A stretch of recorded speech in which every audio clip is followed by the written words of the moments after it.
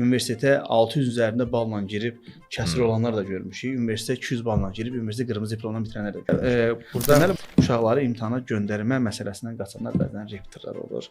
Elə valideynlər var ki, valideyn məsəl üçün deyir, mənim kimi 160 balla universitetə girib deyək ki, uşağına deyir ki 900 bal. Məsələn, bu necə yıxsın? Bu imtahan sistemi hansısa bir şagirdin daha çox ağıllı və ağılsız olmasını təyin edə bilər. Yəni hətta mən universitetə yenə mənə pis baxırlar ki, sən nənən pozmusan. Ki sən nə edirsən? Bizə təhsil olmayıb ya. Deyirlər, tarix təkrarlardan ibarətdir. Hərçənd hər il bizim imtahan sistemi bizə eyni həyəcanı təkrar yaşadır. Bugün açıq masada məhz bundan, imtahan sistemindən bəhs edəcəyik. Və bugünkü qonağımız həm tarixçi, həm də Vahid İmtahan Mərkəzinin rəhbəri Səbuhi müəllimdir. Səbuhi müəllim, xoş gördük, xoş gəlmisiniz. Xoş gördük, bir daha burada olmaq mənim üçün xoşdur, sizin olmaq daha xoşdur. Yəni. Çox sağ olun, təşəkkür edirəm. Necəsiz? Allah həmd olsun, yaxşıyıq. Qarşıda imtahanlarımız gəlir. Həm biz narahatıq, həm şagirdlər narahatıq. Ümumiyyətcə ölkə olaraq imtahan sisteminə baxanda deyək ki, bir narazılıq nəzərə gətirəcəm. Bir 100 min abituriyent varsa, bunu 2-yə çevirəndə ortalama yarım milyondan çox insan artıq narahatdır. Bəli, məsələ budur yəni. Məhz bundan bəhs edəcək, bu günləri imtahan qorxusundan da bəhs edəcək. Amma bunlara keçməmişdən əvvəl bir sual verirəm. Son illərdə qəbul imtahanlarının bu qədər qəlizləşdirilməsi, yəni ən azından abituriyentlər tərəfindən belə düşünülür ki, qəlizləşdirilir. Bu nə dərəcədə? Siz də qəlizləşdirilibmi, yoxsa necə? Ümumiyyətcə tarixə baxanda imtahan sistemi ilk dəfə nə zaman tətbiq olmasına baxsaq, elədən 200-cü ildə təxminən Xan Surəsi dövründən başlayıb bu imtahan sistemi gəlib çıxır. Təxminən 2200 il bundan əvvələ gedib çıxır imtahanların tarixi. Azərbaycanda isə test üsulu 1992-ci ildən başlayır. Əvvəllər bildiyimiz kimi tələbə qəbul üzrə dövlət komissiyası idi. 2016-cı ildən isə Dövlət İmtahan Mərkəzi oldu. Bəli, ümumiyyətcə abituriyentlərə görə imtahanlar həm çətinləşdirilir, həm asanlaşdırılır. Burada məsələ bilirsiz nədir? Hər kəs universitetə daxil olacaq deyə bir şey yoxdur və düşünək ki, hər kəs universitetə daxil olsa, belə deyək də, bu bənna kimi olacaq, maşın ustası kimi olacaq, dərzi kimi olacaq, reklam kimi olacaq və s. Yəni buna görə dəyişir adətən. Doğrudur. Siz dediniz, mən xatırladım, 1992-ci ildə, hətta mən bildiyim qədərilə o zamanlar imtahan nəticələrini yoxlamaq üçün xaricə, Türkiyəyə deyəsən üz tuturdular. Nəticələr ona görə çox gec açıqlanırdı. Düzdür, bu günlərdə də imtahan nəticələri gec açıqlandı, abituriyentlər narahatdırlar. İndi mən təsəvvür edirəm ki, 92-ci ildə bizim abituriyentlər nələr gözləyiblər ki, nəticələrin o qədər gec olması. Bir sual vermək istərdim. Biz dediyiniz kimi də bu bənnalar da var. Bunlar bu işləri kimlər görəcək? Hər kəs universitetə daxil olacaq deyil, amma istənilən halda imtahanlar hal-hazırda 3 saat davam edir, qəbul imtahanları. Sizin fikrinizdə 3 saat ərzində bir şagirdin 11 illik çəkdiyi bir əziyyəti, onun biliyini dəyərləndirməyə kifayət edirmi bu 3 saat? Ümumiyyətcə bu imtahan sistemi hansısa bir şagirdin daha çox ağıllı və ağılsız olmasını təyin edə bilməz.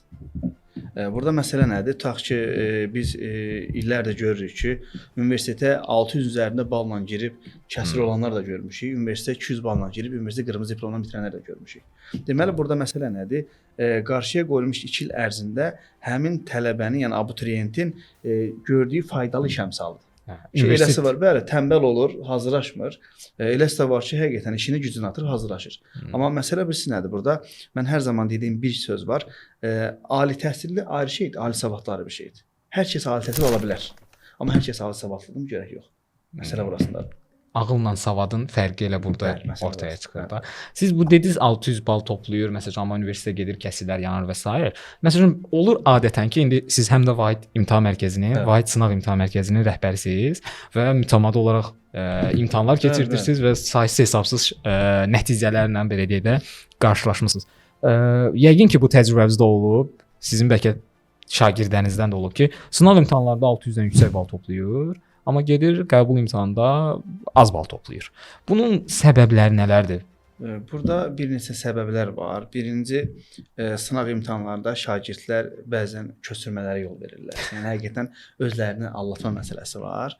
İkinci məsələ isə imtahanda həyəcan məsələsi var. Bir də belə deyək də, o eyfariyaya qapılma məsələsi var.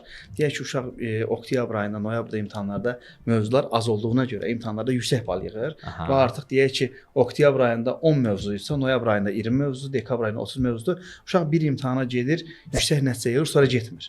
Və düşünür ki, artıq mənə kifayətdir.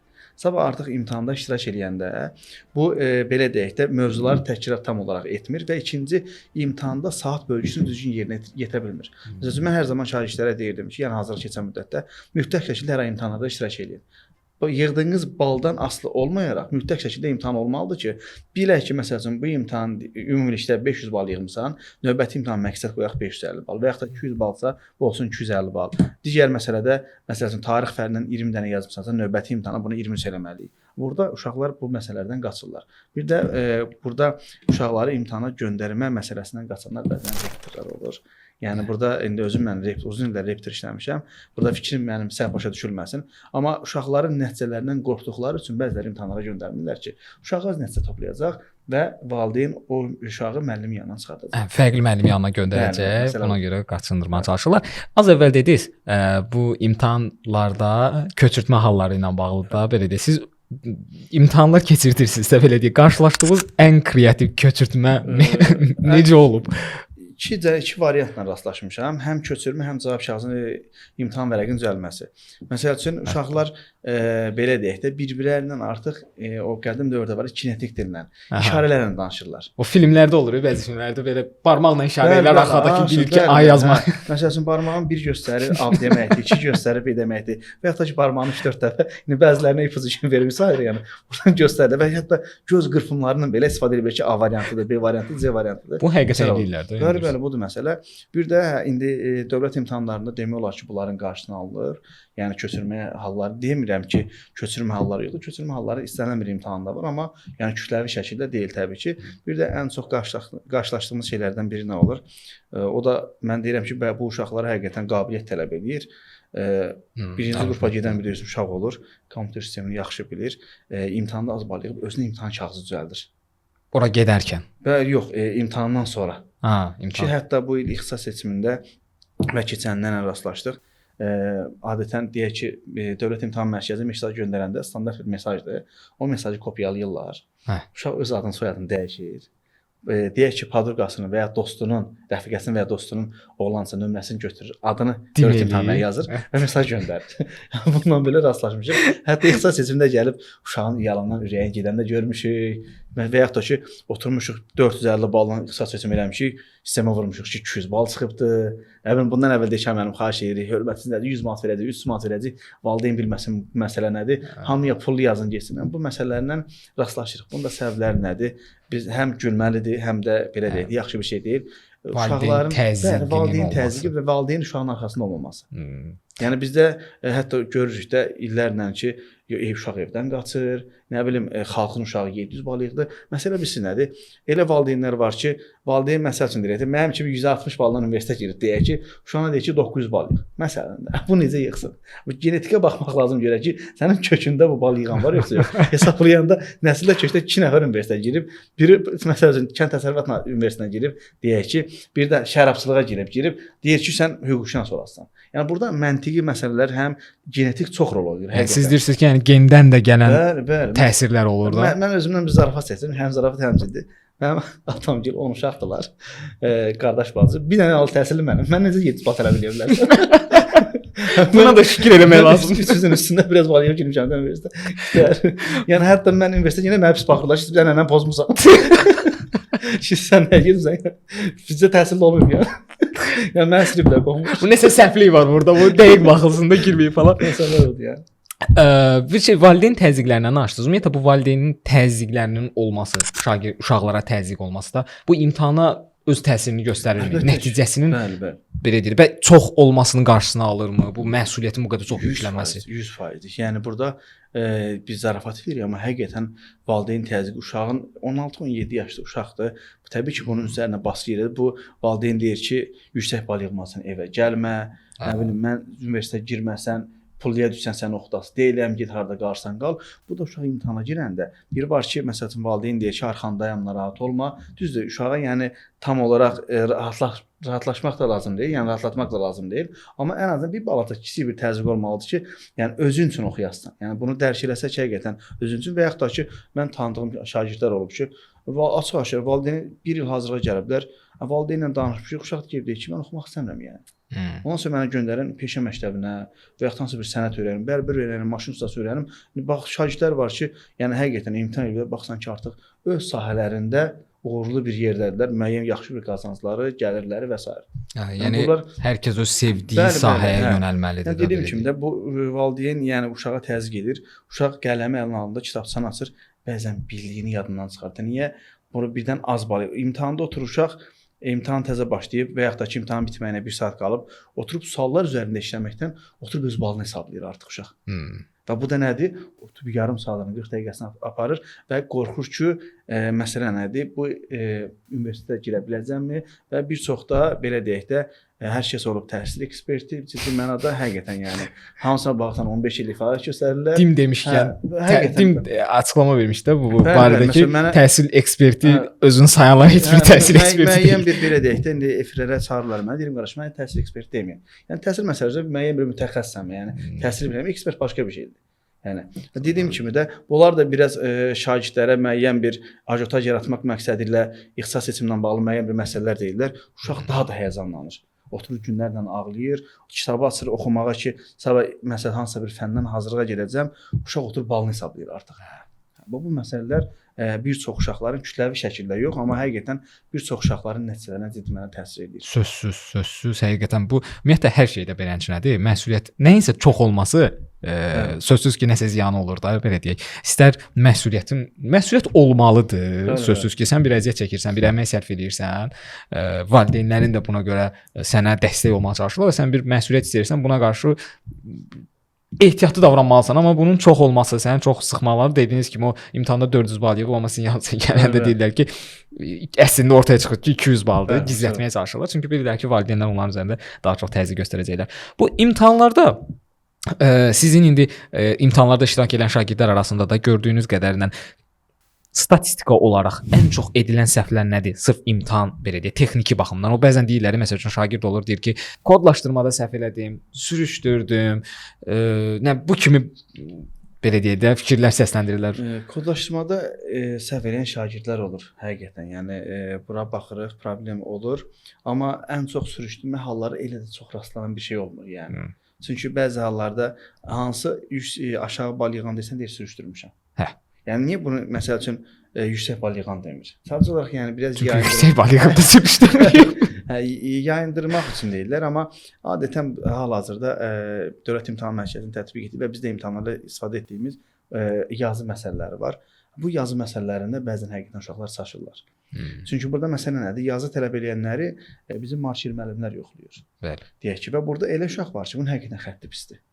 Düz yazır. Oxuya bilmirlər, onda nəticə təsir göstərir. Bəli, uşaq düz yazıb, məsələn, amma oxuya bilmədiyinə görə 0 yazılır ki, yəni biz artıq oxuya bilməmişik.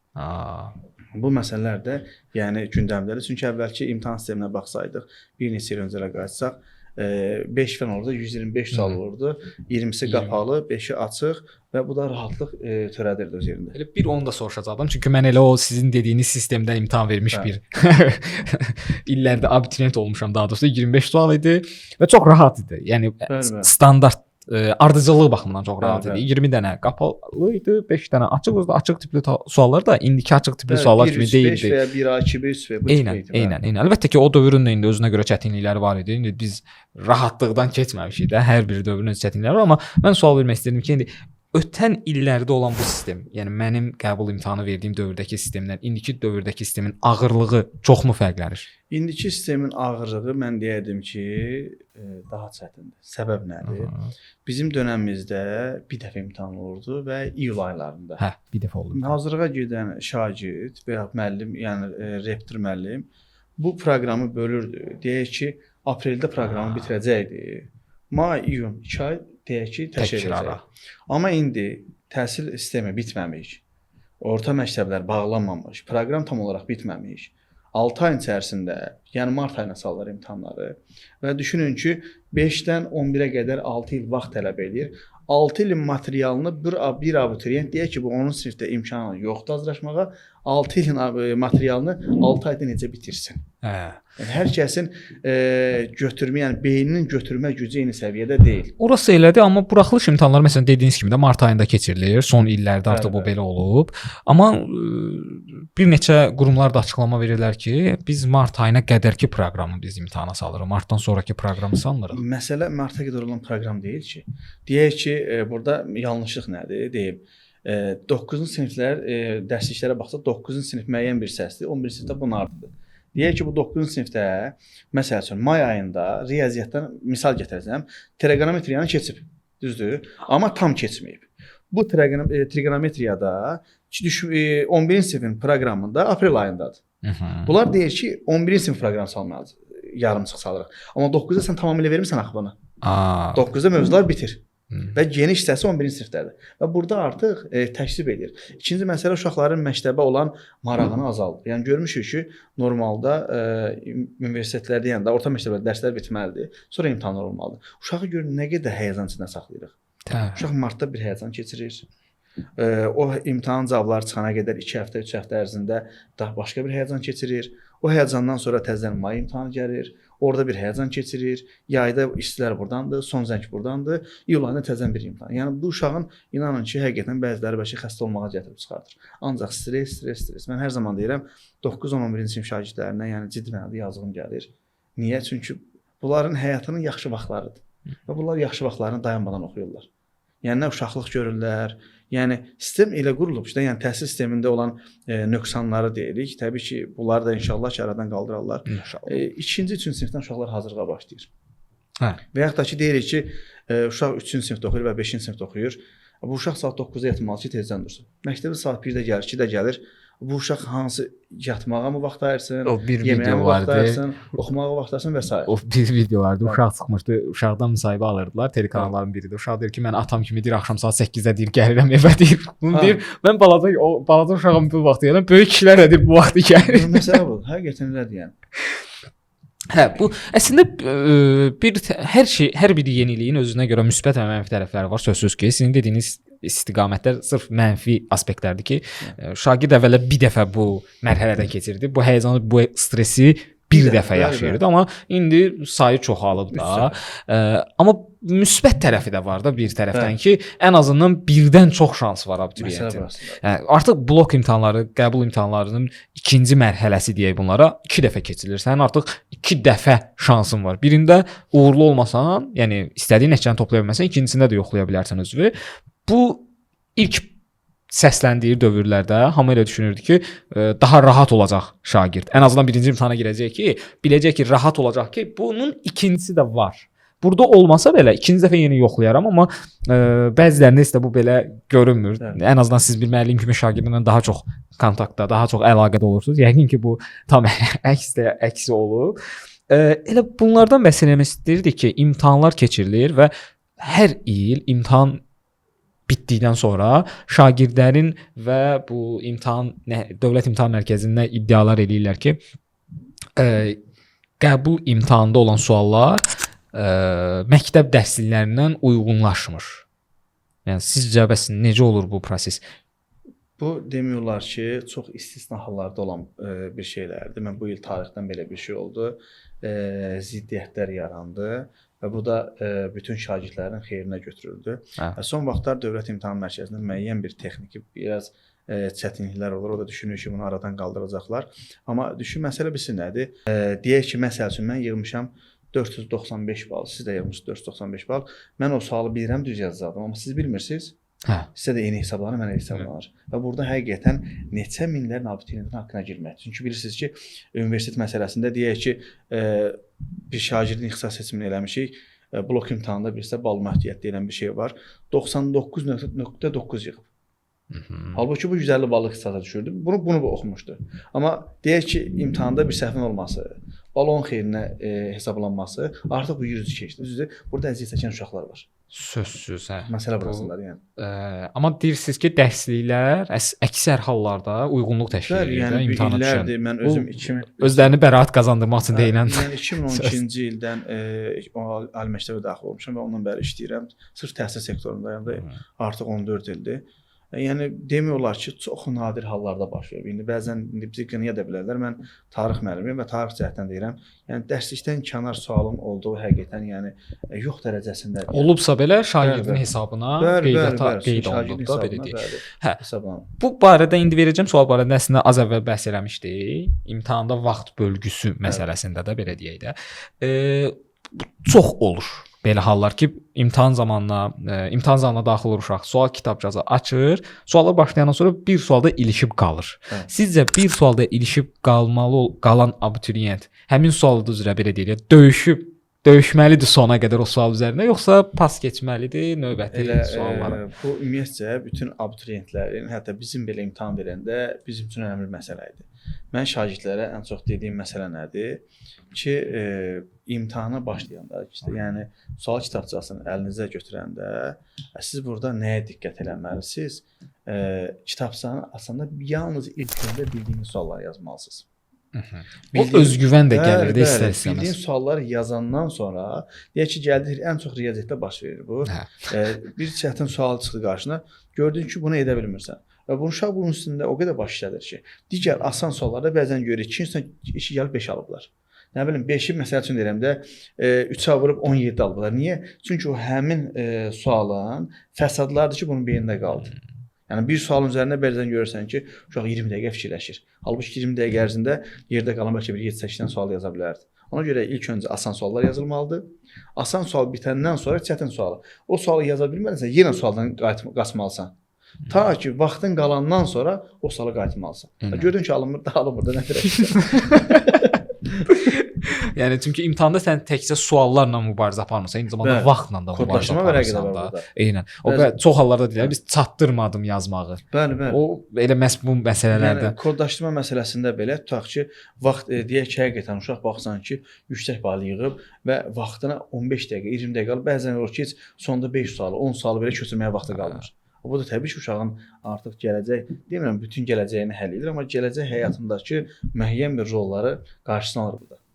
Ümumiyyətlə müəllim, bu bəzən şagirdlər də deyirlər, adətən bunu az bal toplayanlardan daha çox eşitmiş olarsınız. Bəxtim gətirmədi. Hə, o da yaxşı. Bəxtim gətirmədi. Ümumiyyətlə bu imtahanlarda, istər sınav imtahanları olsun, istər qəbul imtahanları olsun, şans amili varmı həqiqətən? Ümumiyyətlə bunu buraxılış imtahanları üzərində misal gətirəcəm. Necə bir şey olur? Deyək ki, iki zonaya bölünür imtahan. Deyək ki, mart ayında, məsəl üçün martın 8-idir, bir də 15-idir imtahanlar.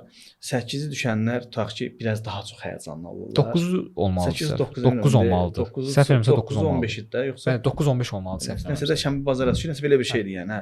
Lap 8-15, 9-15 və s. də. Burada birinci zonaya düşənlər həqiqətən çətinlik çəkirlər. Çünki o həyəcanı yaşamayıblar. Amma ikinci zonaya gedən o kitabçılar artıq onların əlinə gəlir. O bir həftə ərzində də müəllim artıq belə deyək də təxmin edir ki, nələr düşəcək və nələr diqqət edir. Psixoloji olaraq hazırlayır da belə deyək. Oradan məsələdir. Bu da yüksək bal yığandan söhbət getmir. Aşağı və orta bal yığanlara təsir edir. Amma yüksək bal yığan uşaqlar yenə də olduğu kimi yüksək bal yığanlar olur. Və burada məsəl üçün ən çox baxsaq, son illərdə 700 bal yığanların sayı az olma səbəbi, o da məsələn müəyyən qruplar üzrə əl yazmaların belə deyək də, əl yazma tipli sualların vaxt aparması və uşaqlar onlara doğru fikrini ifadə edə bilməməsi olur. Son illərdəki 700 ballıq olmamasının səbəbləri, az olmasında da o səbəb. Yəni belə deyək, 700 ballar elə olur ki, məsəl üçün kitabı xarakter daşıyıb, amma ümumiyyətlə baxsaq bir neçə il ərzinə görə məsələn burada 700 bal nə qədərdir? Son üç ilə baxaq və s. Bu da məsələ. Yəni əl yazma, situasiya tipli sualların. Elə situasiyadan söhbət düşmüş. Yəni bu illəri artıq 11-ci siniflərdə ingilis dilindən esse əlavə edirlər də belə deyək. Bunu necə dəyərləndirirsiniz? Ümumiyyətlə bu qaydanın bu il tətbiq edildiyi zaman, açıqlanan zaman bu cür açıqlandı ki, biz abituriyentlərin təfəkkürünün daha çox inkişaf eləməsinə, onların daha geniş belə deyək də dünya görüşünün formalaşmasına təkan vermək üçün buna bu addım atılıb da belə deyək də. Siz bunu necə dəyərləndirirsiniz? Ümumiyyətlə bu olmalı idimi düşünürsünüz? Dinləmə və yazı tipli esselərdən söhbət gedəndə ümumiyyətcə bir sistemə baxmaq lazımdır. Biz hazırlıq sisteminə yönəlməli deyilik. Biz orta məktəbə yönəlməliyik. Çünki hər kəs hazırlığa gedəcək deyə bir şey yoxdur. Çünki hər kəsin maddi imkanı olmaya bilər. Və bunu nəzərə alınmalıdır. Mən hər zaman deyirəm, Azərbaycanda şagirdlər 1-ci sinifdən 11-ci sinifə qədər ingilis dili keçirlər. 3 il 9-10 11 təzədən bir də ingilis dili. Bunu əlavə edirəm 14 il elədi. 1 ildə təzədən bir yarım ildə universitet keçirlər. 15 il, 16 il ortalama baxanda ingilis dili tədris olunur və heç nə danışa bilmirlər. Yəni bunu nəzərə alaraq Dövlət İmtahan Mərkəzi təyin etməlidir ki, bunu həqiqətən bu şagirdlərə görə biz bunu necə tənzimləyəcəyik? Yəni burada deyirlər ki, uşaqların yaddaşını gücləndirmək, nə bilim söz bazasını artırmaq falan bu bəli, bu müsbət bir şeydir ki, ingilis dilini bilmək önəmlidir. Dünyada belə deyək də, bəli, yəni ən çox istifadə olunan dil sayılır da belə deyək də. Çin dildə burada məsələdir. İndi əhali sayına görə ona vurulur. Yayılma miqyasına görə əlbəttə ki, Çinin əhalisi çoxdur. Yəni dünyanın hər yerində ingilisdən istifadə olunur. Bəli, bu yaxşı bir şeydir. Amma dediyim kimi burada bütün imtahanları keçirəndə biz hər zaman, yəni biz Dövlət İmtahan Mərkəzi nəzərdə tuturam, nəyi nəzərdə tutmalıdır? Mütləq şəkildə hazırlaşa bilməyən abituriyentləri nəzərdə tutmalıdır. Məsələ burasındadır. Əslində bunu həll yolu belə deyək, hazırlaşa bilməmək deyən yerdə bu repetitorluq fəaliyyətləri nəzərdə tutulsa, hamı gedə bilmir və s. Əslində bu da ayrı bir mövzudur. Yəni niyə görə repetitorluq bu qədər vüsət alıb? Niyə bu qədər yayılıb? Məktəblərimiz var və məktəblərimiz şagirdləri ilkin təməllərini qoymağa çalışırlar. Onları bir yetişkin kimi formalaşdırmağa çalışırlar da. Şagirdlər niyə görə repetitorluğa yayılıb? Bu tamamilə ayrı bir məsələdir. Amma mən bu müstəvidən çıxaraq bir sual da belə deyək də vermək istərdim ki, ümumiyyətlə müəllim, məktəblər təkcə uşaqları imtahana hazırlaşdırmır da, belə deyək, qəbul imtahanları hazırlaşdırmır. Eyni zamanda məktəblər cəmiyyət üçün bir fərd yetişdirir, belə deyək də. Və belə olduğu təqdirdə bir müəllim kimi sizin də bu fikriniz mənim üçün maraqlıdır ki, sizin üçün yaxşı şagird kitabı yaxşı bilən, kitabın hər yerini bilən bir şagirddir, yoxsa məntiqi belə deyək də çıxış yolu tapan şagird daha yaxşıdır? Ümumiyyətcə burada dediyimiz kimi əzbərçilik müəyyən bir məsələlərdə önəmlidir. Dövlət İmtahan Mərkəzi də hal-hazırda imtahan sistemlərində əzbərçilik sistemindən çıxmağa çalışır və məntiqi yönə önəm verir. Situasiya buna nümunədir. Burada məntiqi yönün tərəfdarıyıq. Nəyə görə? Çünki həqiqətən bu məntiqi yönlülük uşağı, yəni şagirdi gələcək həyata rahat şəkildə hazırlayır. Və burada nədir? Deyək ki, standart eyni suallar gəlir, məsəl üçün əzbər xarakterli. O sualı bir balaca, uşaq halbuki bu sualı bilir. Bu sualı bir balaca məntiqi yönə çevirəndə həmin uşaq deyək, abituriyent və ya şagird o sualı yaza bilmir. Bu nədir məsələ? Əzbərçilik. Yəni biz də çalışmalıyıq ki, şagirdlər əzbərçilikdən çıxsın və bu da məsələ nədir? Riyaziyyat elminə gətirib çıxardırıq. Yəni bizim məktəblərdə tam olaraq məntiq dərsi tədris olunmur. Yəni ayrıca bir fən kimi yoxdur. Və bunu məntiq dərsləri də orta məktəbdə həqiqətən keçirilsə, rahat şəkildə bütün ölkəni əhatə etsə, mən düşünürəm ki, həqiqətən şagirdlərin növbəti həyatda, yəni illərdə həyatlarında çox mühüm rol oynayacaq. Həm bunların ali məktəbə girməyində, işlərinə və özlərinə, insanlara və ölkələrinə faydalı olmaqda mühüm rol oynayacaq. Əlbəttə. Bizim üçün önəmli olan sadəcə onların universitetə girməyi deyil də, belə deyək, cəmiyyətdə bir fərd kimi formalaşa bilmələri də əsas ki, hansı ki siz dediyiniz kimi burada məntiqin rolu da önəmlidir ki, düşüncə daha rahat, belə deyək, daha güclü olur, analiz qabiliyyəti daha yüksək olur, təfəkkürü daha yaxşı olur, belə deyək də. Başqa bir sual da vermək istərdim. Elə bu video yəqin ki yayınlandıqda artıq qəbul imtahanlarına çox az bir müddət qalacaqdır. Bir abituriyentə imtahandan öncə nələrə daha çox diqqət etməsini tövsiyə edərdiniz?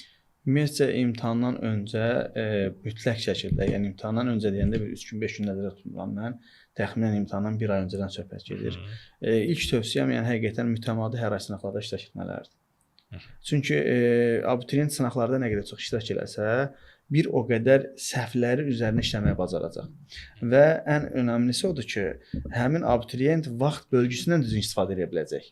Vərdiş edəcək də bir sözlə. Yəni artıq əvvəl məsələsini çalışdıra bilmirsə, indi elə abituriyent var ki, bildiyini yazır və rahat şəkildə də digər sualları işləməyə vaxtı var. Hətta oturub 15-20 dəqiqə boş-boş oturub, yəni belə deyək də, imtahanın bitməsini gözləyənlər var. Burada imtahan öncəsi ən önəmli məsələlərdən biri budur ki, təkrara mütləq şəkildə yol verilməlidir. Və təkrar eləyəndə bir çox şagirdlərin etdiyi nöqsanlar nədir? Təkrar yalnız kitab üzərinə edilir. Amma mənə görə təkrar test üzərinə olmalıdır. Yəni dəfələrlə belə deyək də, mən riyaziyyatdan hazırlaşan şagirdlərimə deyirəm, məsələn, bunların nəticələri zəif olur. Deyirəm ki, müəllimlərinizə deyək ki, hansısa məsələ ədəd silsilə, həndə silsiləni bilmirsənsə, Bu sənə 10 dəfə də keçsən bunu bilmirsən. Bundan vaxt itirməyə dəyməz artıq. Çünki sən bu sualı yaza bilmirsən. Məsələ burasında sənin 10 test və ya 13 test yazma potensialın varsa, sən nəyə möhkəmləndirməlisən? Bu 13 mövzunun üzərində işləməyə möhkəmləndirməlisən. Və yaxud da ki, hər kəs dediyim kimi 30 dənə yazar istəyir, hər kəs 650-nin üzərindən keçər istəyir. Burada 200 bal yığan da var, 500 bal yığan da var və s. Məsələn, tarix fənnindən bəzən olur bizdə hazır keçsin müddətdə 11-ci siniflər biraz ağır mövzulardır. Mən bilirdim ki, bu uşaq buna 2 ay sərf eləyib və ya 1 ay sərf eləyib bunu öyrənə bilməyəcək onsuz da. Yenirdim, burada düşən ən asan mövzuları seçirdim və ona əlavə tapşırıqları verirdim ki, sən aşağı siniflər mövzu. Yəni valideynə deyirdim ki, bu uşağın yazma potensialı 15 dənədir. Mən buna 30 dənəli mövzunu keçməklə biz vaxt itkisindən başqa bir şey əldə eləmirik. Həm də uşağın belə deyək də fikrini qarışdırmış olacaq. Çox şey öyrənmək istərkən heç nə öyrənməmiş olacaq. Bir də görürsüz ki, məsəl üçün imtahan qabağı bəzi müəllimlər, xüsusən riyaziyyat müəllimləri olur. Şagirdlər həftənin 7 gün hala çağırırlar. Halbuki sınaqlardan soruşuram, nə yazmısan? 7 dənə 8 dənə. Deyirəm, həftədə 7 dəfə getməklə dəyişir? Deyir, yox. Məsələ bilsin nədir? Bir fənə çox güc verir. Halbuki o fəndən nəticə əldə edə bilmir. Yerdə qalan fənləri pis qoyur artıq. Çünki vaxtı qalmır. Gəlir, ancaq riyaziyyat bilir ki, yorucu fəndir. Yəni necə yorucu? Yəni bir ağlın işlədiləsi bir fəndir. Bir uşaq da bunu götürə bilməyən, qavraya bilməyən bir şagird, yəni abituriyent daha çox riyaziyyatla məşğul olanda artıq digər fənləri belə artıq vaxt ayıra bilmir. Halbuki bu riyaziyyatdan 5 dənə yazıb, digərlərdən məsələn 15-15 yaza bilərdisə, ondan da 5 dənə yazır, artıq ondan da 5 dənə yazır və bu da həmin abituriyentin universitetə girməsində artıq gətirib nöqsanlara səbəb olur. Maneə gətirib çıxardır da belədir. Rahatlığına eləyə biləcəyi bir şeyi biraz da çətinə salır da belə deyək də. Belə deyək də mən siz həm də az əvvəl də bu çıxışımız boyunca bunu dəfələrlə vurğulamışıq. Vahid İmtahan Mərkəzinin rəhbərisiz və şayət sizə bir gün belə deyək də fərz edək ki, o imkan tanınsaydı, imtahan sistemini siz idarə eləsəydiniz, dövlət imtahan sistemini, qəbul imtahan sistemini belə deyək də, nə kimi islahatlar aparardınız, nəyi dəyişdirərdiniz və yaxud da nəyi əlavə etmək istərdiniz? Ümumiyyətlə imtahan sistemində mənə görə ən önəmli məsələlərdən biri ödəniş məsələsini ləğv eləyərdim. Yəni qaldırardım, yox, təbii ki, ləğv eləyərdim. Burada məsələ bilsin nədir? Bəziləri deyə bilər ki, xırda məbləğli falan, amma bir şagirdlərə baxsaq həqiqətən maddi məsələlər önəmli məsələdir. Kimsə deyər ki, 40 manat, 50 manat, 60 manat bir rəqəm deyir. İnanın ki, valideynlər var ki, mən ixtisas seçimi elədiyim müddətdə olub ki, bəzi şagirdlər valideyn maaş alıb imkan yoxdur. Mənə deyib ki, müəllim, onlar siz ödəyəsiniz, bizə 1 aydan sonra ödəyək, 2 aydan sonra ödəyək. Bu məsələlər var. Halbuki biz ona xırda məsələlər kimi baxırıq, amma görürük məsələlər bu deyil. İkinci məsələ, bu yaxınlarda belə deyək də bir müsahibəmdə də dedim ki, toplulara diqqət edərdim. Məsələ nədir? Hər il test topluları dəyişir. Bəli, bu da deyək ki, bir evdə 2 dənə abituriyent olan valideyn var. Hər dəfə buna bu il 9-da bu test alacaq. 10-cu sinifdə bu test istifadə edəcəksə artıq 5 dənə sual çıxdı ortaya, bu ləğv olur. Valideyn də ortaylıq əmək haqqına baxsaq, Azərbaycanda nə qədər ailələrin bunu hər il almağı gücü çatır. Onsuz da bilirik ki, hər il bütün dünyada məsələn baxlaşma prosesi gedir. Azərbaycanda bir balaca sürətlə qaçırıq bu baxlaşmada. Bu məsələlərdə mən dediyim kimi, məsələn, toplularda müəyyən testlər çıxır, hər il tutaq tarixdən, ingilisdən, riyaziyyatdan və s. Bunu Dövlət İmtahan Mərkəzi, mən deyək ki, İmtahan Mərkəzi rəhbəri olsaydım, bunu bir toplu şəklində, yəni testi ayrıca bir PDF şəklində 10 dənədir, 50 dənə, 100 dənə yerləşdirərdim Dövlət İmtahan Mərkəzinin saytına.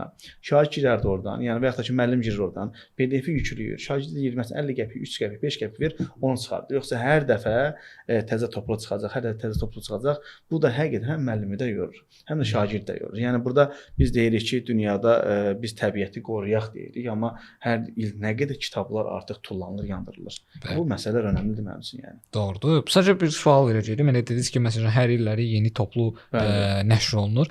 Bu hər il çıxan yeni toplulardakı olan suallar yenilənmiş suallardır. Yəni çox fərqli yaradır ki. Deyim ki, yəni toplu şəkildə bir topluda deyək ki, 1500 dənə sual varsa, onun 500 dənəsi dəyişmir.